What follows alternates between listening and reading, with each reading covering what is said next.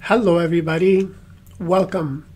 Today we will talk about individual factors, moral philosophies and values, chapter 6 of the textbook.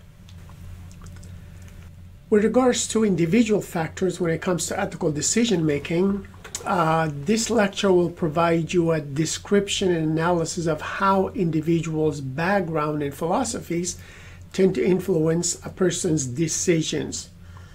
It is important to determine when actually one action is considered right and when another one is viewed as wrong, as well as the individual moral philosophies that are often used to justify decisions or to explain a person's actions. To understand how people make ethical decisions, it is useful to have a good grasp of the major types of philosophies that are discussed not only in your textbook, but over time in history by experts, by practitioners, and today obviously by motivational speakers when they're talking about ethics. So we will compare and contrast some of the teleological, deontological, virtue, and justice perspectives of moral philosophy in order to give you a solid working basis for the different moral philosophies and to understand how they can actually impact our behaviors in business and thereby the overall outcome of any business.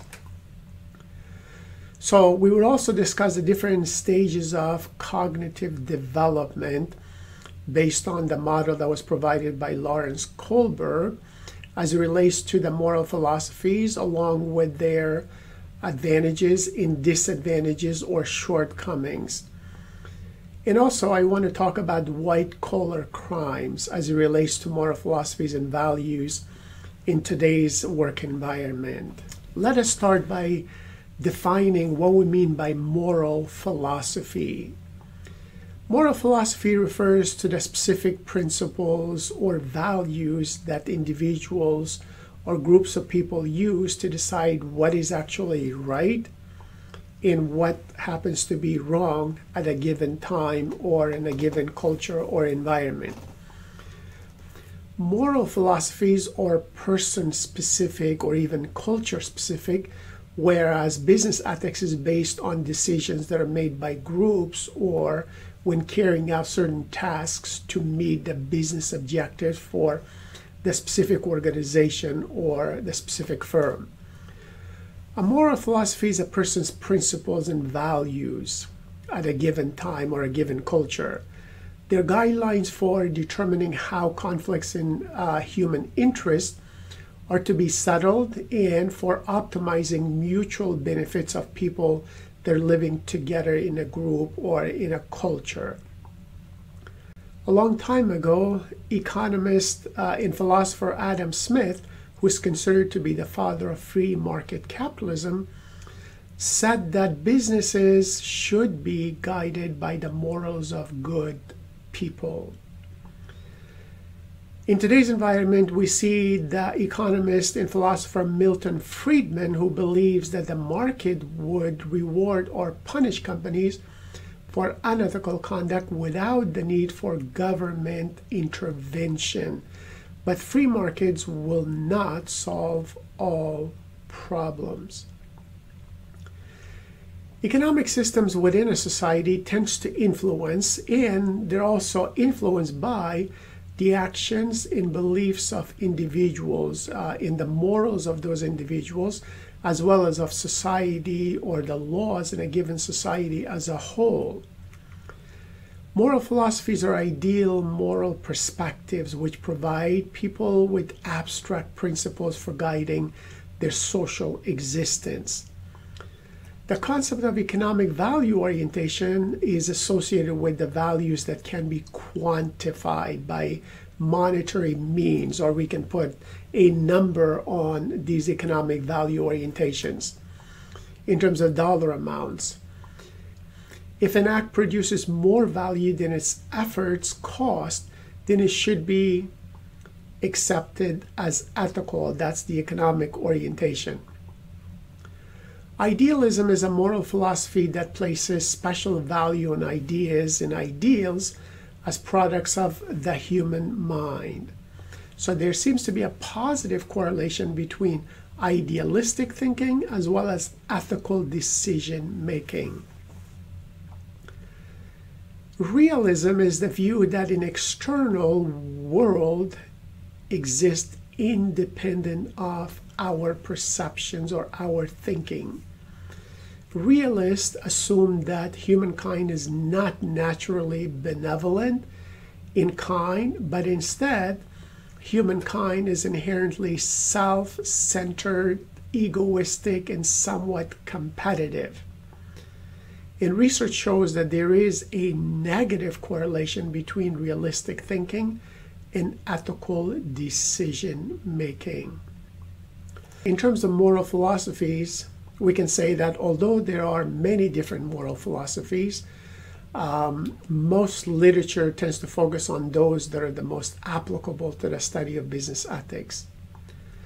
So there's no one correct way to resolve all ethical issues that you and I face in today's modern work environment. We can also think in terms of moral philosophies that focus on instrumental and intrinsic goodness. The two basic concepts of goodness are monism and pluralism. Monists believe that only one thing is intrinsically good, and pluralists believe that two or more things are intrinsically good. Monists are often characterized by hedonism. In other words, one's pleasure is the ultimate intrinsic good or moral end. So some people are considered to be hedonistic, so they're trying to maximize pleasure as the ultimate intrinsic outcome. Quantitative hedonists are those who believe that more pleasure is better than less. On the other hand, qualitative hedonists are those who believe that it is possible to get too much of a good thing. Pluralists or non-hedonists take the position that no one thing is intrinsically good necessarily. All pluralists are non-hedonists, but not all monists are hedonists, because one individual can believe in a single intrinsic good other than pleasure. We also have instrumentalists. These are often called pragmatists. Instrumentalists reject the idea that ends can be separated from the means that produce them. In other words, ends, purposes, or outcomes are intrinsically good in and of themselves. Goodness theories typically focus on the end result of actions and the goodness of happiness created by them. On the other hand, obligation theories emphasize the means as well as motives by which actions are justified. The obligation theories can be teleological view as well as the deontological view of ethics. Let us first focus on the teleological view. So teleology refers to moral philosophies in which a specific action is considered morally right or acceptable if it produces some desired result that you want. Teleology assesses the moral worth of a behavior by looking at the overall consequences or the outcomes, and therefore moral philosophers today often refer to it as the theories of consequentialism. In other words, the consequence of an action determines whether it's good or bad. Egoism defines right or acceptable behavior in terms of the consequence for the specific individual or myself if I'm being egoist. So egoists believe in making decisions to maximize self-interest. There is what we call a person who is an enlightened egoist. Enlightened egoists take a long-term range perspective, and they allow for the well-being of others as well, although their own self-interest remains paramount to their decision-making. Utilitarianism seeks the greatest good for the greatest number of people.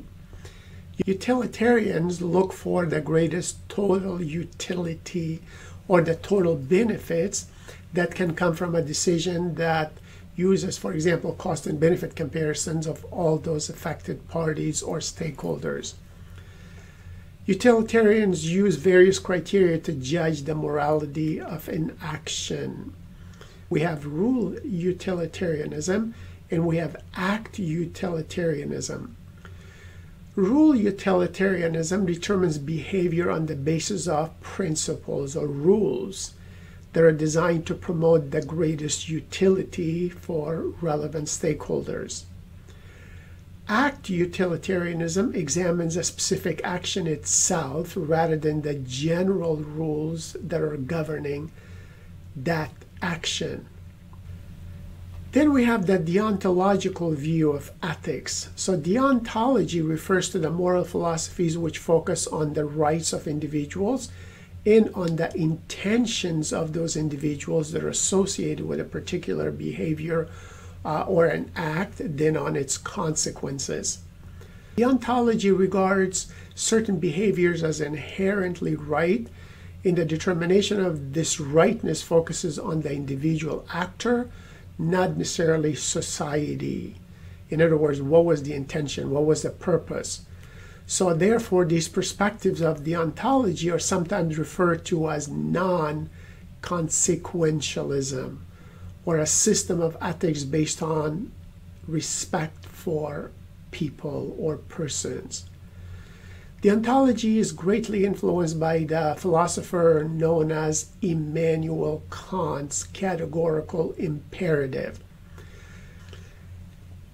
Immanuel Kant's categorical imperative basically states that a person should act as if the maxim of thy action were to become, by thy will, a universal law of nature.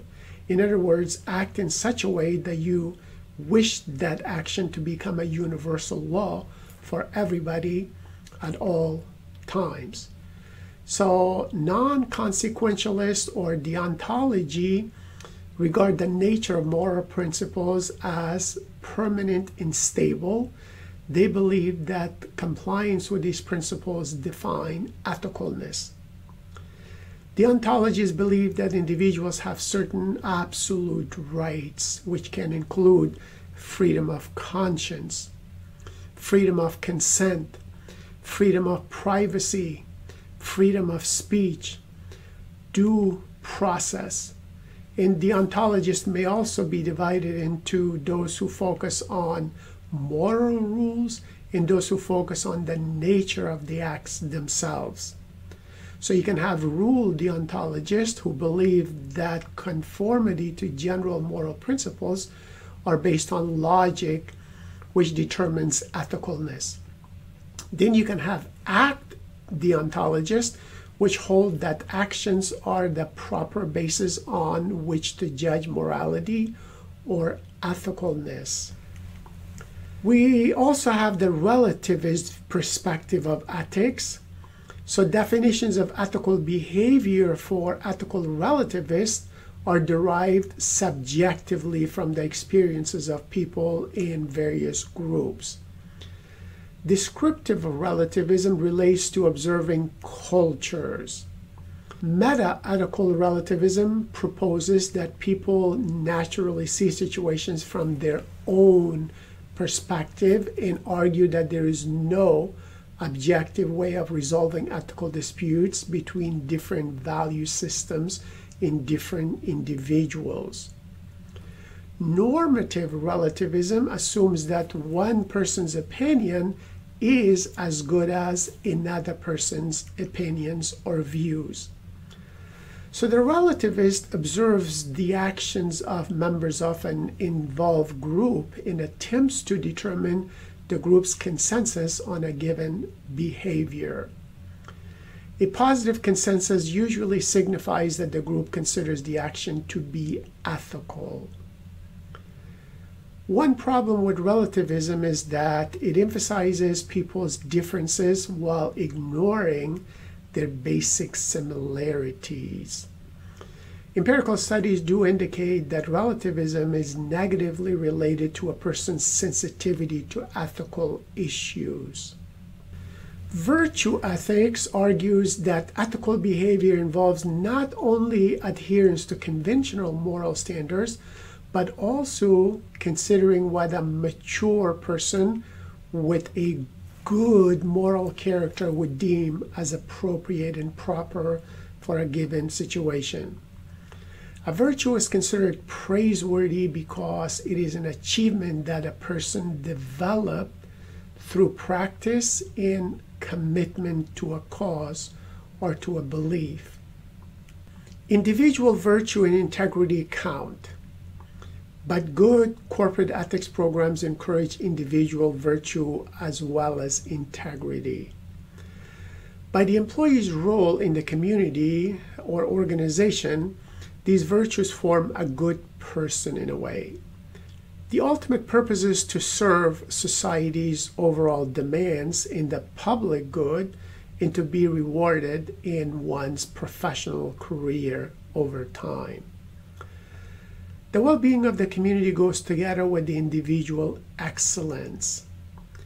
The elements of virtue most important to business transactions seem to be things like trust, self-control, having empathy for other individuals or the impact that decision has on others, being fair, and being truthful in any given situation.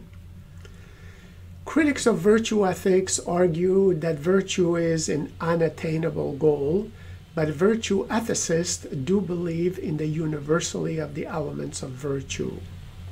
Justice view of ethics is the fair treatment in due reward in accordance with ethical or legal standards, which can include the disposition to deal with perceived injustices of others. There are three types of justice which provide a framework for evaluating fairness of different situations. Distributive justice is based on the evaluation of outcomes or results of the business relationship. Procedural justice is based on the processes and activities that produce the outcome or results. In the interactional justice is based on the relationships between organizational employees, including the way the employees and managers treat one another. Let us now apply the moral philosophies to ethical decision making. Individuals use different moral philosophies depending on whether they are making a personal or making a work-related professional decision in the workplace. There are two possible reasons which may explain this type of behavior. In the business arena, some goals and pressures for success differ from goals and pressures in a person's life outside of work at the individual level. And secondly, moral philosophies may actually change to become compatible with the work environment. The concept of moral philosophy is somewhat inexact. So moral philosophies should be assessed on a continuum rather than on static entities. Let us now talk about the cognitive moral development limitations of human beings. Many people believe that we as human beings advance through various stages of moral development because of new knowledge and socialization, which continues into adulthood and throughout our lives over time. Some models do attempt to explain and even predict and control a person's ethical behavior. According to Lawrence Kohlberg's model of cognitive moral development, we as human beings pass through 6 different stages of cognitive moral development, which are basically divided into 3 different stages of ethical concern. So, first you have the punishment and obedience. Second, you have individual instrumental purposes and exchange. And third, we have the mutual interpersonal expectations and relationship and conformity. Fourth, we have the social system and conscious maintenance. Fifth, we have the prior rights and social contract or utility. And 6, we have the universal ethical principles. So this model suggests that people continue to change their decision-making priorities after their formative years.